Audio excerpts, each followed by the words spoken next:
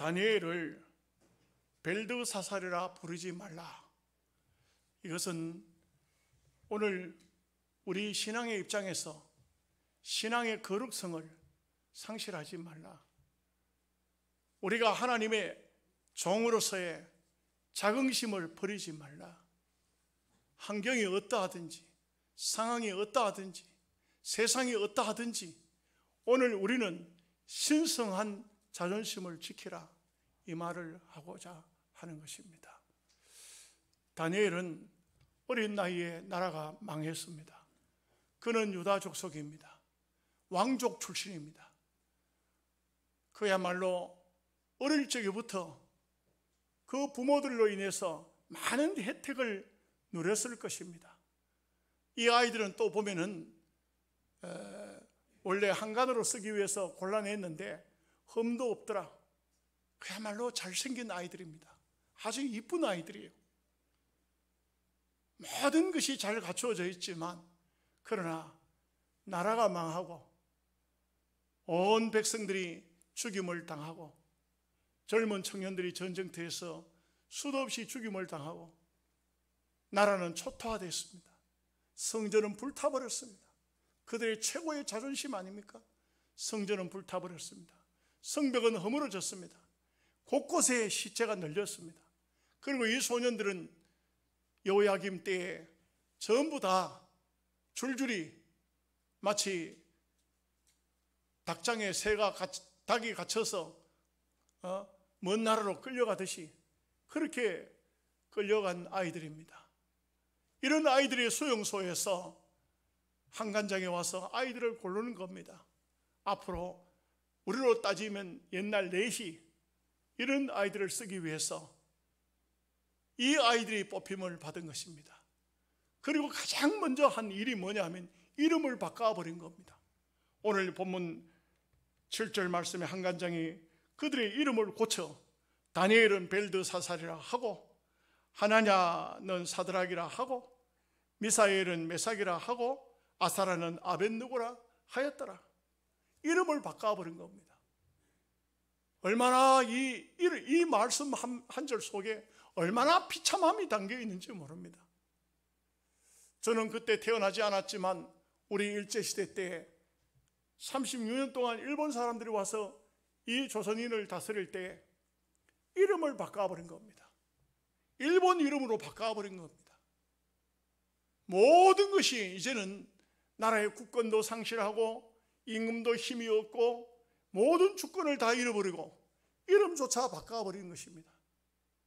그랬을 때에 어떤 사람들은 죽기 살기로 죽으면 죽었지 나는 일본의 이름을 가지지 않겠다, 개명하지 않습니다. 많은 불이익을 당한 사람도 있지만 나는 조선인이다, 이런 마음을 가지고 사람도 있었습니다. 그런가 하면 반대의 사람도 있습니다. 즉시로 이름을 개명해버리고 일본 이름을 가지고 일본 사람에게 아부하고 일본 사람에게 빌붙어서 살아가는 사람도 있었습니다. 그런데 다니엘서 성경을 가만히 읽어보면 누구가 뭐라고 부르든지 상관없이 다니엘은 항상 이렇게 말합니다. 나 다니엘은, 나 다니엘은, 나 다니엘은. 다니엘이 뭡니까? 하나님은 심판하신다, 이런 뜻이에요. 하나님은 심판하신다. 하나님이 무엇을 심판하십니까? 유다 백성도 잘못되면 심판하고 이방 백성도 잘못되면 심판하고 하나님은 심판하신다는 것은 굉장히 두려운 거예요. 심판의 주님을, 심판의 하나님을 안다는 것은 매우 중요합니다. 신앙인이라면 하나님을 염두에 두고 있습니다. 언제든지 하나님이 뭐라고 말씀하실까? 이거 하나님이 어떻게 보실까? 이런 사람이 바로 다니엘이에요. 다른 게 다니엘이 아니에요. 하나님이 심판하신다는 게, 하나님이 보고 계신다는 게, 하나님이 알고 계신다는 겁니다. 하나님이 하실 것이라는 겁니다. 이것이 바로 다니엘입니다. 벨드사살은 뭐냐? 벨 하는 것은 바로 벨, 이것은 다른 말로 하면 여러 가지 말들이 많아요. 오리온, 담무스 이런 말인데 바알이란 뜻입니다. 바알. 다니엘은 하나님이 심판하신다는데 벨드사살하는 것은 바로 담무스가 바알 바알 아세라 하는 그 바알이 너를 보호한다 하는 겁니다. 정반대입니다. 정반대입니다. 바알이 너를 보호한다. 바알이 뭡니까? 세상 권세입니다. 바알이 뭡니까? 물질입니다. 바알이 뭡니까? 세상 힘입니다. 오늘 신앙인들 중에 자칫 잘못하면, 신앙이 타락해버리면, 신앙이 잘못되어버리면, 그러면 희한한 소리 하는 사람들도 없지 않아 있어요. 옛날에 들은 얘기입니다만, 어떤 교육자들이, 목사님과 그 부교육자들이 여행을 나갔는가 봅니다. 그런데 그 담임 목사님이, 이분이 뭐라고 하냐면 부목사 보고, 야, 너희들은 나를 목사라고 부르지 마. 회장님이라고 불러. 그리고 너는 전무라고 해. 너는 상무라고 해. 그 부교육자들이 너무 황당한 겁니다. 너무 기가 막힌 겁니다. 왜 목사님이 목사의 그 귀한 이름을 버리고 회장님이 그게 더 좋을까? 회장님이라고 부르라 할까? 도대체 어디에 가고 싶어가지고 회장님이라고 부르라 할까? 그렇습니다. 우리는 신앙인입니다. 우리는 믿음의 사람들입니다. 어떤 상황과 어떤 형편에 처하든지, 나라가 망하든지, 성전이 불탔든지, 성벽이 무너졌든지, 백성이 죽었든지, 나라가 완전히 폭망했을지라도 우리의 자존심은 버리지 마라. 우리의 신앙심은 버리지 말라. 어떤 상황이 왔어도 흔들리지 말라.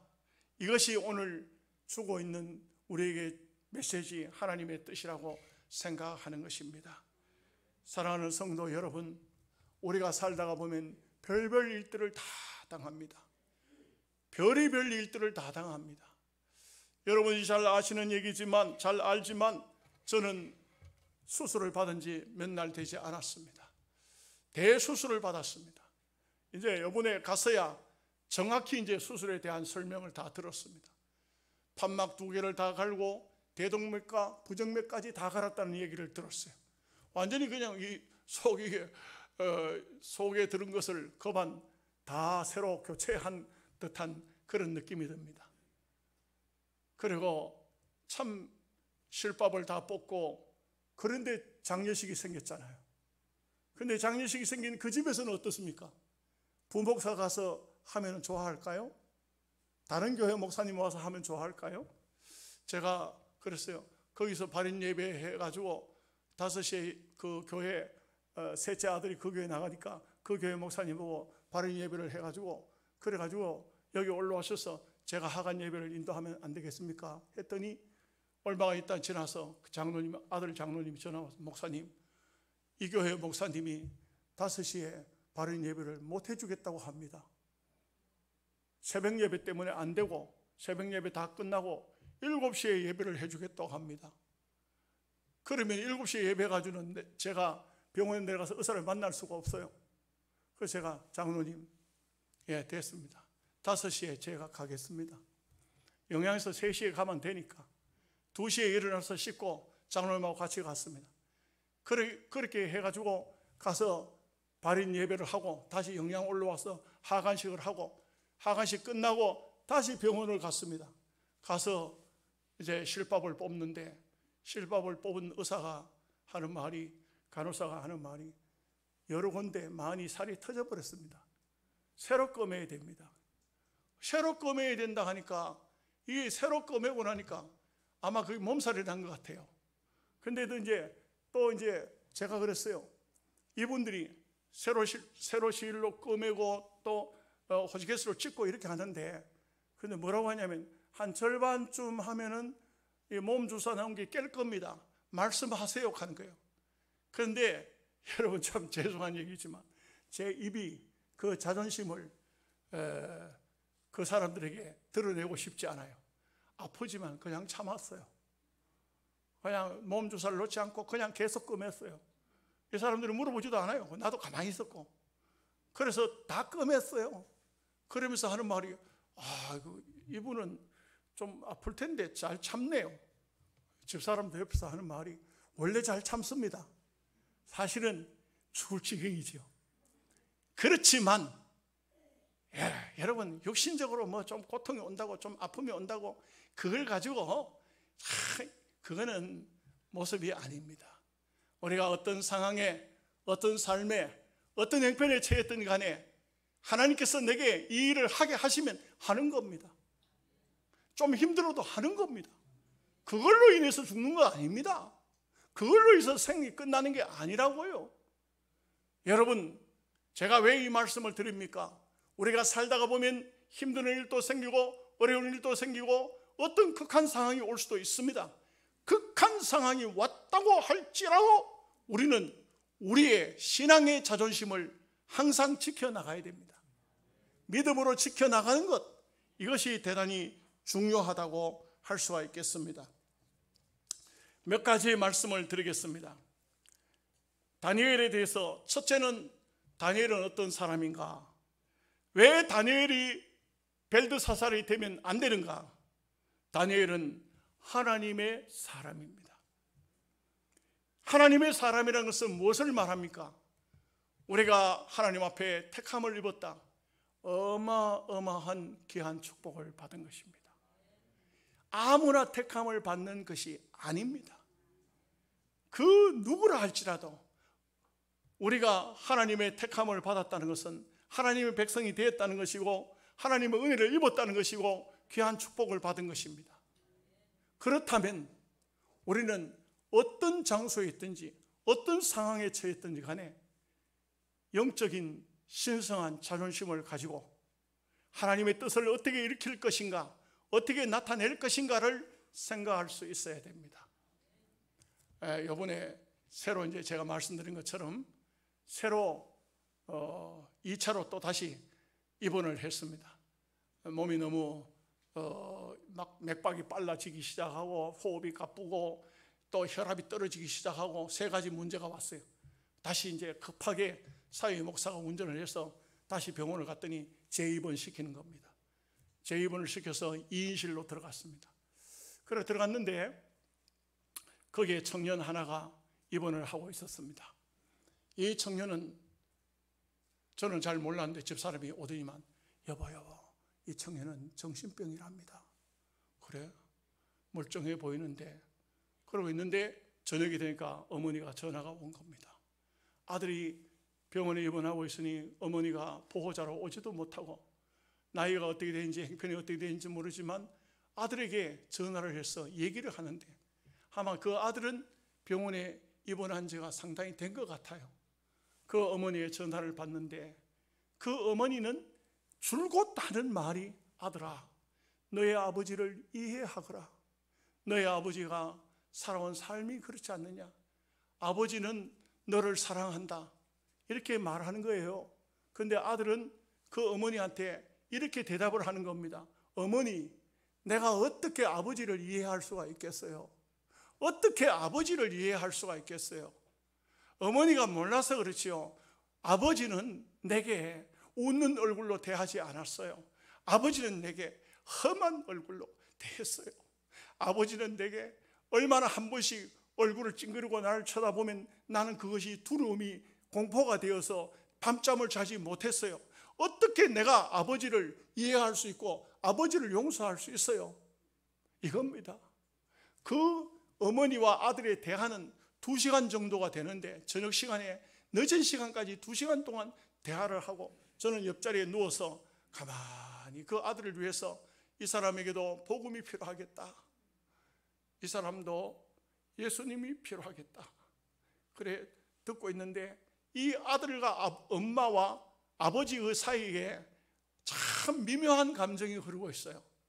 이 아들의 얘기는 나는 내가 기억도 잘 못한 어린 시절에 그때는 할아버지 생신의 것 같은데 할아버지 생신날 갔다가 입에 음식을 넣었는데 아버지가 아주 험한 얼굴로 나를 쳐다보는 바람에 나는 그것이 굉장히 마음속에 고통과 아픔이 됐다는 거예요. 이 아들은 출신이 울릉도더라고요. 울릉도에서 자랐어요. 잘은 모르지만 아버지가 뱃사람이었는지 모르겠어요.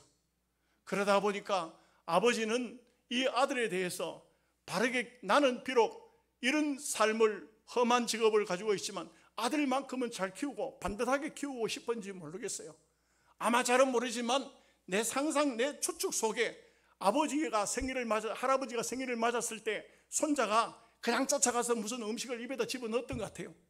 그랬을 때 그 아버지는 감히 이놈! 할아버지 밥상에서 음식을 갖다 네가 할아버지도 먹기 전에 먹어? 하면서 아마 험한 얼굴로 쳐다봤던 것 같은 그런 내가 상상을 해보기도 했어요. 그러나 아들은 그곳에서 어릴 시절을 자라서 서울로 올라가서 공부를 하고 중학교를 마치고 고등학교를 마치고 대학을 마치고 이제는 번듯한 그런 직장인이 되어서 회사에 들어갔는데 어느 날부턴가 잠이 오지 않는 것입니다. 어느 날부턴가 마음속에 갈등과 번민이 생기기 시작한 것입니다. 내가 나이를 물어보니까 29살이라고 그래요. 29살 이 젊은 청년은 그때부터 저녁이 되면 방황하기 시작하는 것입니다. 그래서 이 청년의 어머니는 아들에게 가까이 오지도 못한 그런 입장 속에서 아들아, 네가 아버지를 용납해야 된다. 네가 아버지를 용서해야 된다. 아버지를 이해하거라. 그러나 아들은 어머니, 내가 어떻게 우리 아버지를 이해를 할 수가 있습니까? 어떻게 아버지를 용납할 수 있습니까? 다른 것은 몰라도 아버지는 용서 못합니다. 아버지는 이해를 못합니다. 이러니까 이게 완전히 담이 생겨가지고 이게 문제인 것 같아요. 이게 문제예요.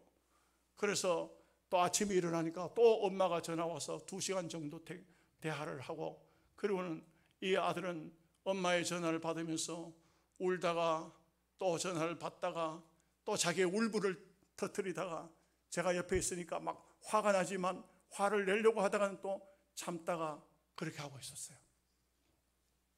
전화가 끝나고 난 다음에 그래가지고 제가 그랬어요. 선생님, 제가 들으려고 들은 게 아니지만 어머니하고 다정한 그래 전화를 하시니까 옆에서 듣게 되었는데, 저는 목사인데 혹시 저하고 얘기를 좀 할 수 있을까요? 했더니 커튼을 탁 열었어요. 그전에는 커튼을 그냥 둘러치고 있었는데 커튼을 탁 열었어요. 저하고 마주 앉았습니다. 그래서 그 청년의 이야기를 좀 들어보고 또 제가 얘기를 많이 들어봤기 때문에 제가 말씀을 좀 드리고 싶다고 하니까 하세요 그래요. 우리 한국의 보통 아빠들이 자식을 사랑하지만 사랑하는 방법을 모른다. 사랑하는 것은 틀림없는데 내 자식이니까 내 아들이니까 얼마나 사랑스럽지만 사랑하는 방법을 배운 일도 없고 또 가르칠 일도 잘 없다. 그러나 분명한 사실은 아버지는 아들을, 당신을 사랑한다. 극진히 사랑한다. 그 아들은 목사라고 하고 말을 하니까 자기가 거부는 하지 못하고 듣고 있었습니다. 그래서 제가 얘기를 했어요. 나는 어린 시절 국민학교 1학년 때 우리 어머니하고 교회를 갔다가 오다가 우리 할아버지가 원체 엄한 분이고 예수를 안 믿는 분이니까 문 앞에 들어서는 어머니를 담뱃대로 때려서 어머니는 그 길로 돌아가셨다. 우리 어머니가 돌아가시자 나는 어린 시절이 완전히 어두움과 컴컴함과 그야말로 그 삶 자체가 아주 피곤한 삶이 되어버리고 말았다. 엄마 없는 자식, 동네 안에서 무슨 일이 생기면은 그러면 이거 속상한 사람들은 이거 누가 이런 일을 했냐? 우리 집 감자밭에 누가 들어와서 감자를 다 뽑아버렸냐? 옥수수를 누가 꺾어버렸냐? 이러면은 그러면 아이들에게 묻고 무슨 증인이 있는 것도 아니지만 우리 집에 와가지고 항의를 하는 겁니다. 우리 아버지한테 와 항의하는 겁니다. 당신 아들이 우리 고구마 밭을 다 망쳤다고, 우리 땅콩밭을 다 망쳐버렸다고. 그러면 우리 아버지는 또 어떠냐? 이 막내 아들이 엄마도 없이 자라면 똑바르게 자라야 되고 건강하게 자라야 되는데 아버지 입장에서 보면은 이게 보통 문제가 아닌 거예요. 동네 창피한 일인 거예요. 가까이 다가와서 네가 그런 일을 했느냐? 아버지, 나는 한 일이 없습니다. 그래? 동네 사람이 뭐라고 하든지 나는 너를 믿을게. 그랬다면 내 마음에는 어떤 상처도 없을 것이고 누가 무슨 소리를 해도 우리 아버지는 나를 사랑하는 거야 할 텐데 그러지를 않았어요. 우리 아버지는 바로 손에 잡히는 것은 무엇이든지 들고 와서 이놈의 자식 동네 창피를 시키느냐? 그럼 그만 몽둥이로 막 홀 때리고 잡아다가 그 옛날에 뒤지 거기는 지들만 다니셔. 그런 곳에다 집어넣고 문을 갖다 닫아버려. 아버지, 나는 그런 일을 한 적이 없어요. 나는 한 적이 없어요. 우리 아버지는 술이 쫙 채가지고 계시기 때문에 그 다음에 그만 아들을 갖다 뒤지에 가다 놓은 줄도 모르고 주무시는 거예요. 나는 그 속에서 얼마나 가슴을 치고 원망을 하고, 우리 아버지는 나의 아버지가 아닌갑다. 우리 어머니가 세상을 떠남으로 나도 죽어야 되는구나. 그런 어린 시절을 보내왔었다. 그리고 나는 아버지에 대해서 원망이 마음속에 꽉 차서 아버지로 인정을 할 수가 없었다. 그런데 세월이 흐르고 시간이 지나서 참 기가 막힌 하나님의 스토리 속에 내가 목사가 됐다. 목사가 되고 난 다음에 어느 날 내가 가만히 생각을 해보니까 어머니가 돌아가셨을 때 우리 아버지 나이하고 내 나이가 똑같은 거예요. 그때 아버지는 세상을 떠나셨지만 그때서야 아이고, 아버지는 어머니가 세상을 떠나자 세상을 다 잃어버린 거예요. 세상을 포기한 거예요. 그분은 예수님을 모르기 때문에 술로만 세상을 살았죠. 그러다가 보니까 우리 아버지는 그야말로 이 땅 위에 계셨지만 세상이 없는 삶을 산 것입니다. 하나님 앞에 기도하면서 얼마나 울었는지 몰라요. 하나님, 잘못했습니다. 나는 아버지를 이해하지 못했습니다. 어린 시절이기도 하지만 우리 아버지를 정말 인정을 못했던 것을 하나님 용서해 주세요. 그래서 아버지를 나는 너무 원망했고, 너무 아버지를 저주했고, 너무 아버지를 싫어했는데 시간이 흐르고 세월이 흘러서 내가 그 아버지 나이가 됐어야 나는 아버지를 깨닫게 됐다. 똑같은 얘기입니다. 그 청년 김 선생, 아버지를 이해해야 됩니다. 아버지는 김 선생을 사랑합니다. 그 아버지는 사랑하는 방법을 몰랐던 것뿐이지, 아들이 잘되게 하기 위해서, 아들이 건강하기 위해서, 아들이 반듯하게 성장하게 하기 위해서라고 자기 마음속에 생각하고 한 것이 아들에게는 충격이 되었으니 이것은 그냥은 안 풀어집니다. 하나님 앞에 가지고 가야 됩니다. 어머니하고 교회를 나가서 하나님 앞에서 이 문제를 해결하세요. 얼마나 울고 있던 이 청년이, 목사님 알겠습니다. 교회로 가겠습니다. 하나님 앞으로 가겠습니다. 제가 이름을 적고 제 명함을 주고 그리고 돌아왔습니다. 이제는 우리가 하나님의 손에 맡기고 하나님이 역사하시기를 바라는 길밖에 없죠. 하나님께 맡겨야 되는 것입니다. 그래서 여러분, 저는 이렇게 말씀드리고 싶습니다. 다니엘, 이 사람은 한평생 어떤 상황이 와도, 어떤 형편에 처해도, 어떤 시대가 와도 한평생을 변함이 없는 삶을 살아갔어요. 바뀌지 않는 삶을 살아갔어요. 제가 오늘 새벽에도 설교를 했습니다만 사람들 중에는요, 이상한 사람들 참 많아요. 교회 안에서 장로를 시켜주고 건사를 시켜주고 집사를 시키면 그때부터는 뭐라 하냐면, 장로가 뭐지? 내가 장로가 됐네. 장로가 뭐지? 장로는 기관의 고문이야. 교회의 지도자야. 이제는 콩나라 판나라 간섭하는 사람이야. 일을 안 하고 뒤로 물러나가지고 김 집사 이리 와봐. 너 왜 일을 그렇게 해? 아무개 박 집사 이리 와봐. 너 일을 왜 그렇게 해? 자기는 안 해요. 아닙니다. 다니엘은 예루살렘에 있을 어린 시절이나 바벨론 포로로 끌려갔을 때나 그가 한간이 되었을 때나 성장해서 총리가 되었을 때나 그 나라를 다스릴 때나 한 번도 변하지 않았어요. 변하지 않았어요.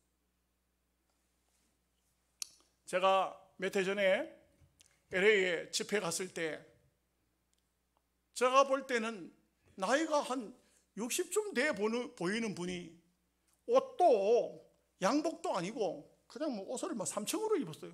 옷을 3층으로 입었어요. 그분이 기타를 메고 나와가지고 기타를 치고, 나는 무슨 히피족 한 사람이 예수를 믿고 교회 와가지고 기타를 치는 줄 알았어요. 장로님과 식사하러 갔는데 그분이 왔더라고요. 그는 그 본교회 목사님 보고 물었어요. 누구냐? 우리 교회 장로님입니다. 깜짝 놀랐어요. 그 장로님의 생각은 그런 거예요. 자기가 예수님을 믿을 때의 그 모습을 장로가 됐어도 바뀌지 않았어요. 하나님 앞에 귀한 사명을 받아서 장로가 됐지만, 그러나 그는 옛날부터 노래하던 사람이고 옛날부터 찬양하던 사람이고, 직분은 장로로 바뀌었지만 봉사는 그대로, 옛날 그대로 계속 봉사하고 있던 그런 모습을 볼 수가 있어요. 참 그 교회 특이한 것이, 저를 또 영접하는 장로님이 나오셨는데, 공항에 오셨는데, 그분은 이런 말 하더라고요. 목사님, 제가 강사 목사님만 14년째 영접했습니다. 이분은 또 강사 목사를 영접하는 것을 자기 사명으로 가지고 있어요. 어떤 교회 집회가 열리면 항상 자기가 앞장서 나가요.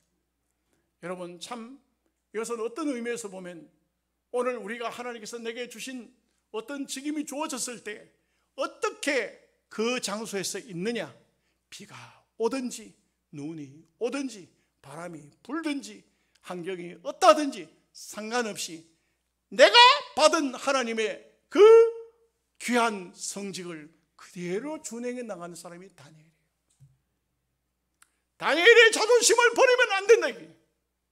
다니엘은 다니엘로서 한 생을 사는 사람이에요. 벨드사살이 아니에요. 어떤 환경으로 바뀌지 않았어요. 그대로 살아간 사람이에요. 여러분의 자존심 버리지 마세요. 어떤 경우라도 비굴하게 하지 마세요. 어떤 형편이라도 이상한 행동 취하지 마세요. 나는 나로서의 가는 길이 있다. 믿음의 길, 신앙의 길, 하나님이 원해놓은, 하나님이 정한 그 길, 이 길을 간다 하는 것입니다. 두 번째는 다니엘의 거룩성이라고 할 수 있습니다. 매우 중요합니다. 다니엘은 어릴 때부터 자기를 더럽히지 않기를 한간에게 구했다.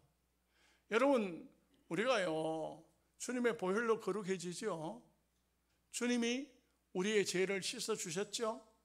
아멘 하십니까? 주님이 우리를 거룩하게 하셨습니다.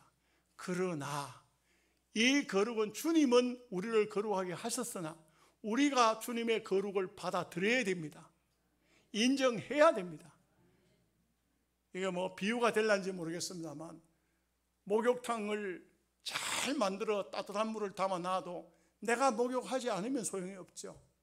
주님께서 구원의 역사를 다 이루어놨다 해도 내가 그 구원의 역사에 동참되지 않으면 아무런 의미가 없는 것입니다. 그렇기 때문에 우리는 어떤 경우라도 신앙의 거룩성, 이것은 우리 성도에게 있어서, 다니엘에게 있어서 변함이 없이 가지고 있었던 것을 볼 수가 있습니다. 다니엘은요, 다니엘서를 쭉 읽어보면은 다니엘의 신성성이 나와요. 우리가 다니엘서 6장을 보아도 알 수 있잖아요. 어떤 신에게, 누구에게 기도하든지 구하든지 하면은 사자굴 속에 던져넣겠다. 그러면 얼마든지 피할 수 있어요. 어떤 목사님이 웃기느라고 부흥회 와가지고 그런 얘기를 하시더라고요. 예수 믿는 학생인데 도시락을 넣고 학교 가서 밥을 먹어야 되는데 안 믿는 아이들이 전부 다 같이 먹는 거예요. 그러니까 이 기도를 해야 되겠는데 부끄러워서 기도를 뭐 하겠더라 이게요. 그래 손수건을 꺼내가지고 얼굴에 땀을 닦는 척하면서 하나님 오늘도 밥 주셔서 감사합니다 이러고 먹었다는 거예요. 어떤 상황, 어떤 생활, 어떤 삶 속에서도 거룩성을 잊지 않는 것입니다. 나는 하나님의 백성이야. 나는 하나님의 사람이야. 나는 하나님의 성결성을 가지고 있는 사람이야. 여러분, 여기에서 하나님의 사람의 구별된 아름다운 모습을 볼 수가 있는 것입니다. 우리가 성경을 통해서 보면은 가끔 보면 그런 얘기가 나오지 않습니까? 창세기 39장에 보면 요셉이라는 사람 이야기가 나와요. 보디발의 집에 종으로 팔려갔습니다. 그야말로 그 가정에 종으로 팔려갔지만 그 가정에서 성공합니다. 가정 총무가 돼요. 그 집은 보디발이요, 보디발은 시위대 대장이요. 이거는 굉장합니다. 종이라도 보통 종이 아닙니다. 그런데 보디발의 아내가 요셉을 유혹합니다. 요셉이 한 말이 있어요. 내가 하나님 앞에서 어떻게 덕죄하겠느냐. 비록 종으로 갔지만, 비록 지금 신분이 종이지만 주인 하나님의 그 유혹에 넘어가지 않았습니다. 왜냐하면 거룩성을 가지고 있었기 때문에 그렇습니다. 여러분, 이 거룩이라는 것은 매우 중요합니다. 성도의 표지가 뭐냐? 거룩입니다. 우리 예수 믿는 이 사람은 예수 믿는 사람이야. 예수 믿는 사람은 뭘로 보여줄 거예요? 거룩으로 보여주는 겁니다. 거룩이 없으면 성도가 아니라고요. 똑같이 세상 사람과 똑같은 행동과 똑같은 삶을 산다는 것은 거룩이 아닙니다. 우리는 거룩이라는 것은 카토수, 구별된 사람이라, 구별된 삶을 살아야 됩니다. 한 가지만 더 말씀드리죠. 다니엘은 어떤 상황 속에서도 겸손함을 잃지 않았습니다. 이게 하나님의 사람의 모습이에요.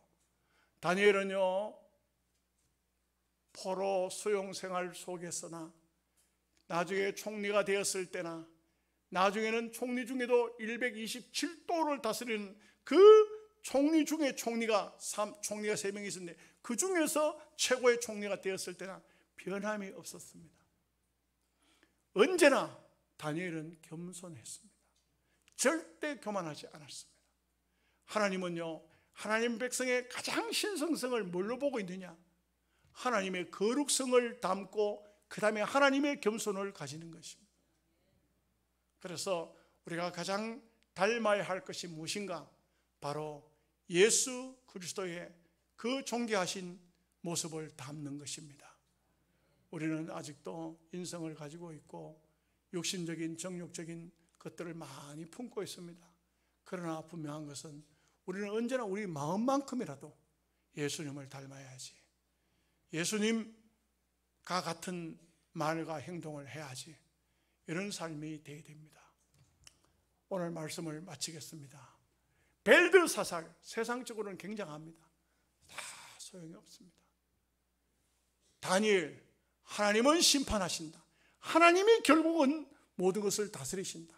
하나님이 보고 계시고 알고 계시고 하나님이 다스리신다. 하나님을 염두에 두시고 믿음으로 승리하시기를 주님의 이름으로 축복합니다.